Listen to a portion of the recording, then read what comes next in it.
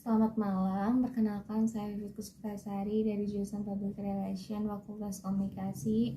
Di sini saya akan menjelaskan untuk tugas besar 2 yaitu tentang potensi bahasa Indonesia menjadi bahasa ASEAN atau perbara penghimpunan bangsa Asia dan Tenggara.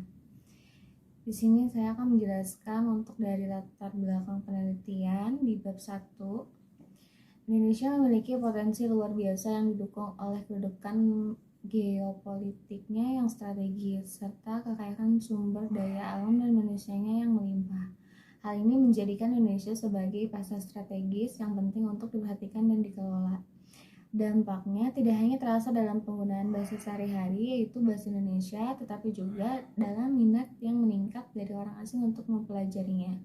Tertarik dengan potensi besar yang dimiliki Indonesia di tingkat regional, penetapan bahasa resmi atau bahasa kerja memegang peranan penting dalam memfasilitasi interaksi antara negara-negara anggota.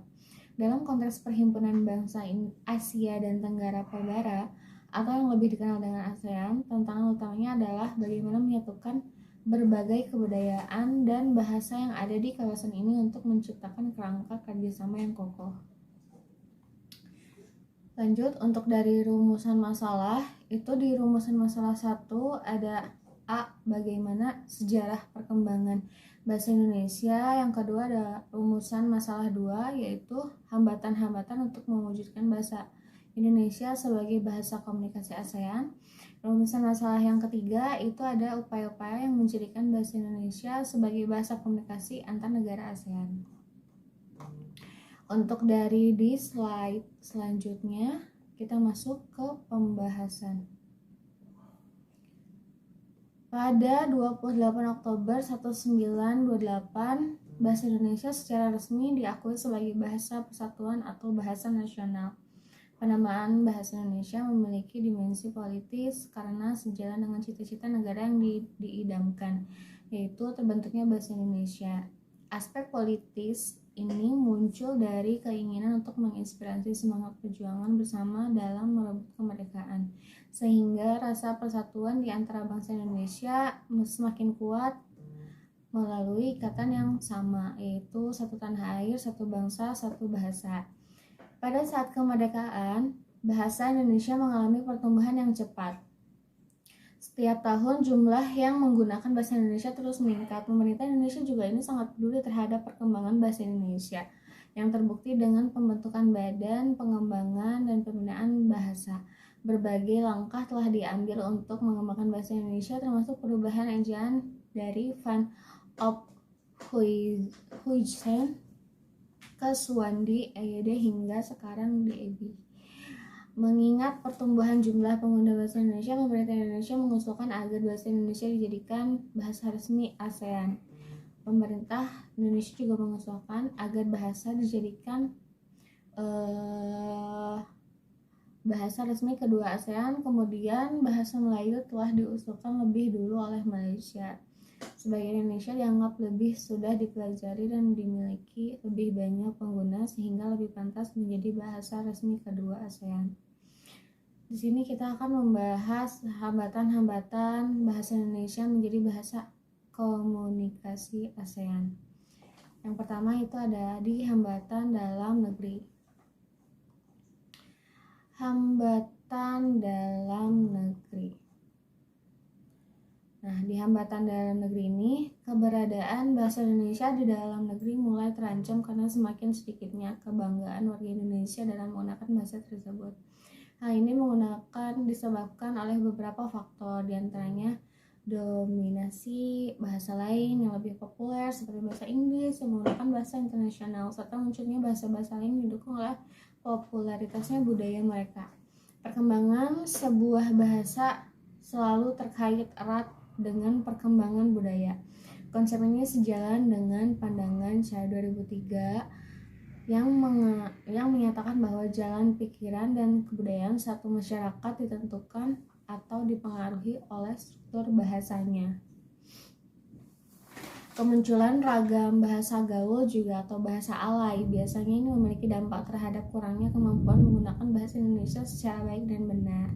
Masyarakat cenderung memilih menggunakan bahasa gaul yang menunjukkan bahwa penghargaan terhadap penggunaan bahasa Indonesia yang sesuai dengan EYD mulai berkurang. Salah satu aspek Sumpah Pemuda dianggap tidak lagi relevan untuk digunakan dalam komunikasi sehari-hari oleh masyarakat. Bahasa Indonesia sesuai dengan EYD lebih tepat digunakan dalam situasi formal biasanya seperti pembacaan resmi, dokumen kenegaraan, surat menyurat antar instansi, buku ajar, dan sebagai bahasa pengantar di dunia pendidikan. Nah, untuk di hambatannya kedua itu ada di hambatan luar negeri. Untuk dari hambatan luar negeri sendiri, komunikasi antar negara-negara anggota ASEAN dihadapi dengan hambatan dari negara lain yang memiliki niat serupa. Tantangan ini muncul dari Malaysia yang mengadvokasi agar bahasa Melayu dijadikan resmi bahasa ASEAN. Alasan dibalik upaya Malaysia adalah bahwa bahasa Melayu dianggap sebagai akar dari bahasa Indonesia melalui itu sendiri. Dari yang ketiga adalah upaya diplomasi. Nah, upaya diplomasi sendiri ini sebelumnya telah diawali oleh Wakil DPR RI periode 2009 sampai 2014. Priyo Budi Santoso dalam pertemuan Departemen Antar Negara ASEAN pada 23 September 2011 di mana ia mengusulkan bahwa bahasa Indonesia sebagai bahasa resmi ASEAN. Seperti itu. Jadi melalui langkah-langkah awal ini maka diperlukan upaya lanjut dari delegasi Indonesia di ASEAN serta Kementerian Luar Negeri untuk membuka diskusi dan mewujudkan penggunaan bahasa Indonesia sebagai bahasa ASEAN. Untuk selanjutnya yaitu mendirikan tempat-tempat pembelajaran bahasa Indonesia di negara-negara ASEAN. Untuk menguasai diperlukan pembiasaan, dan untuk terbiasa seseorang perlu mengenal dan mempelajarinya. Oleh karena itu, penting untuk mendirikan pusat-pusat pembelajaran bahasa Indonesia di negara-negara ASEAN sebagai tempat untuk menampung minat warga asing dalam belajar bahasa Indonesia.